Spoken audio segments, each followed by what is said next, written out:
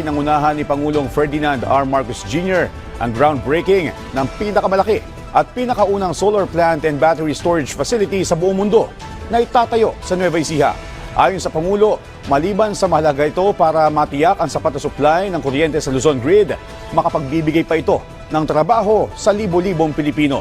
Yan ang balitang pambansa ni Benji Durango. Tumatawid sa dalawang probinsya ang 3,500 hectares ng lupa, ang Nueva Ecija at Bulacan. Tatawagin itong M-Terra Solar. Ngayong araw, ginawa ang groundbreaking nito na dinaluhan ni Pangulong Ferdinand R. Marcos Jr. Now that the time capsule has been sealed,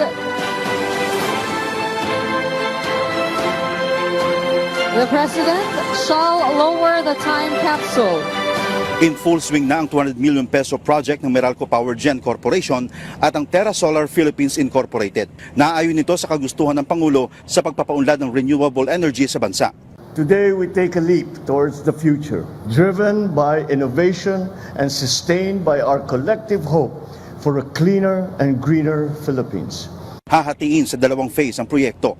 February 2026, bubuksan ang 2,400 megawatts solar farm at karagdagang 1,000 megawatts sa February 2027.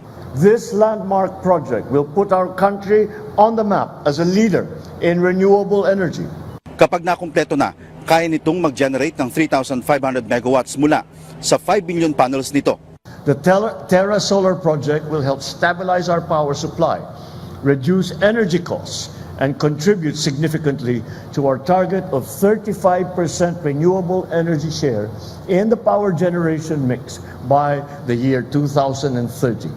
Ayon kay MGen President and CEO Emmanuel Rubio, dahil bababa ang power generation cost, posible ring bumaba ang singil ng Meralco sa kanyang customers. Pag-operate nito, malaramdaman na ng mga consumers. No? And the full delivery of its capacity is expected to be 2027 February. No? But in first phase, will be delivering March 2026. Makapagbibigay din ito ng 10,000 trabaho sa mga Pilipino habang binabawasan ng 4.3 million tons ng carbon emission ng bansa kada taon. We are working towards a steady and reliable power supply that will meet the demands of today and continuously fuel our ambitions for tomorrow.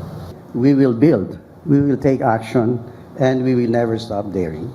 Mula sa PTV, Benji Durango para sa Balitang Pambansa.